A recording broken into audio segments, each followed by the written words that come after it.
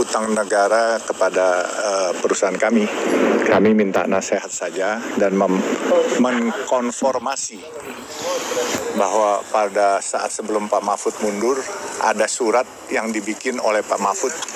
Menurut berita-berita kemarin kan di beberapa media bahwa Pak Mahfud sebelum mengundurkan diri membuat surat kepada Kementerian Keuangan yang mana isinya kalau nggak salah saya konfirm tadi dan beliau katakan benar bahwa surat itu dibuat kepada Kementerian Keuangan bahwa kalau warga negara ada hutang kepada negara itu diuber-uber, bahkan bisa disandra, digeseling.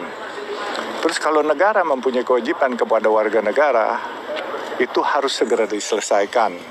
Kalau tidak, ada denda yang berakibat kerugian negara, tentunya akan tidak baik buat negara. Dan ini denda ini berjalan kan 2% setiap bulan.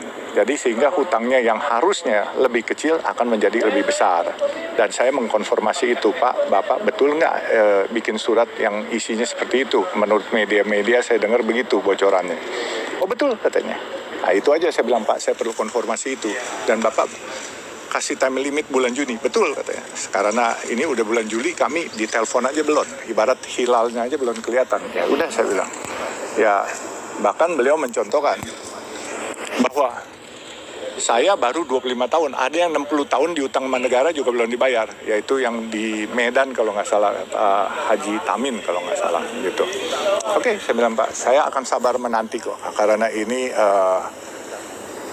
kewajiban negara kepada kami, dan kami selama ini membayar pajak juga ratusan miliar setiap tahun. Tapi kenapa kami harus diperlakukan seperti ini? Itu yang saya tanya Pak Mahfud.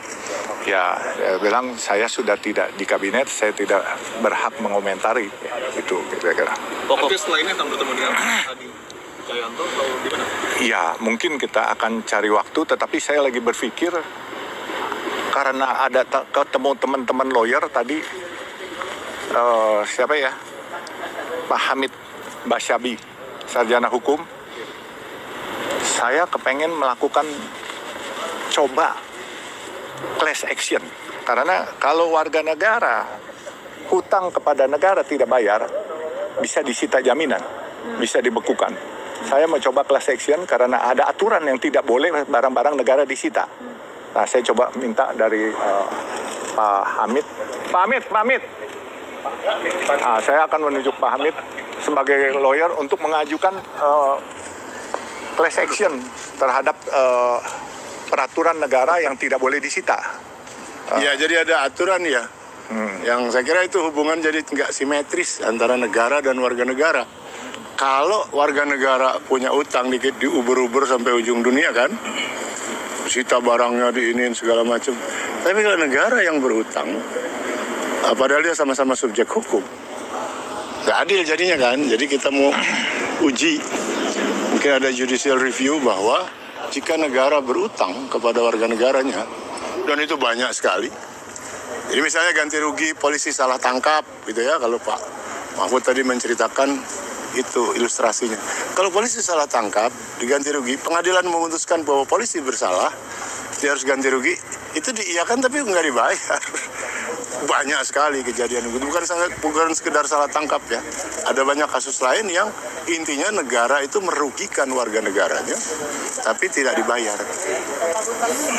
Total utang kalau negara kabarnya antara 8 sampai 10 triliun untuk banyak kasus ya. Untuk Pak Yusuf Hamka kan sudah tahu ya angkanya.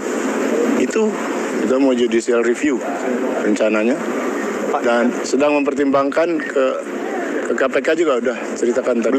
Belum. Tadi saya udah bicara soal ke KPK sama beliau.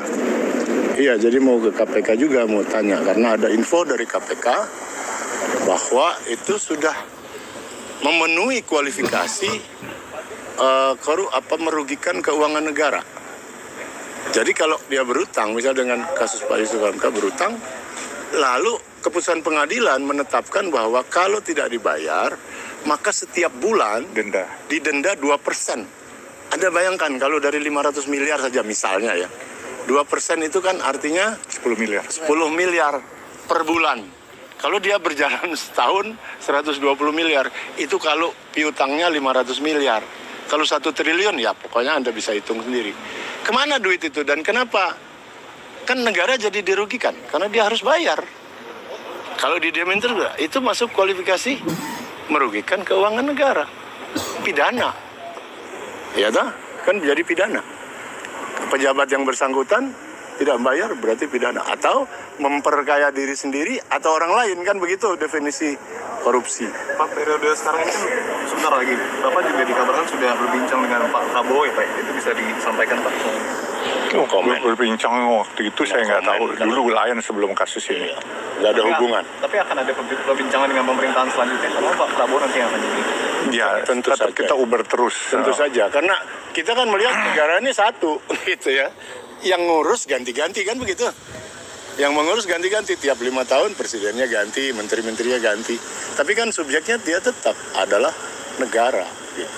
Jadi tentu saja akan diurus. Itu logis saja ya, bukan sesuatu yang luar biasa.